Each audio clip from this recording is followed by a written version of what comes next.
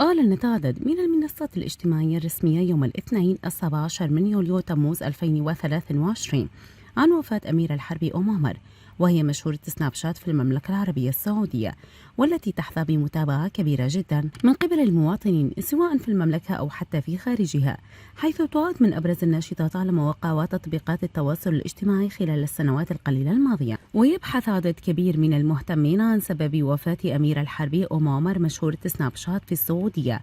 وهي أميرة الحربي، حيث انتشر نبأ وفاتها كالنار في الهشيمة على مختلف المنصات وخاصة تطبيقات سناب شات وتويتر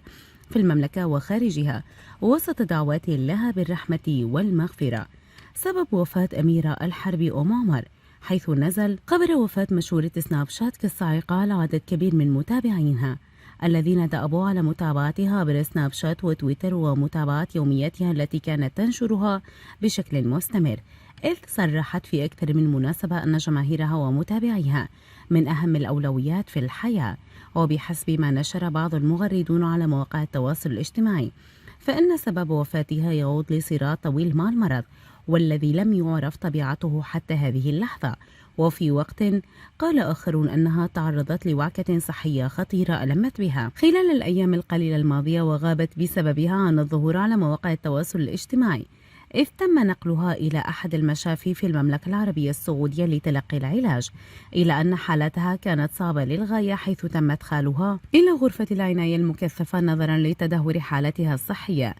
إلى أن أعلن عن وفاتها مع ساعات صباح يوم الاثنين 17 من يوليو تموز الجاري. ومن باب المهنية والموضوعية، فإن ما سبق حول وفاة أميرة الحربي أم عمر يعود لتغريدات على مواقع التواصل الاجتماعي، إذ لم يقم أي أحد من عائلتها أو حتى الجهات الرسمية بالكشف عن السبب الحقيقي للوفاة. وكتب حساب يدعى شتات عبر تويتر عن وفاة أميرة الحربي أم عمر مشهورة سناب شات في السعودية قائلا: رحلت أميرة الحربي وتركت خلفها الأثر الطيب، مشهورة بالحشمة والأخلاق والكفاح، والزوجة الصالحة والأم العظيمة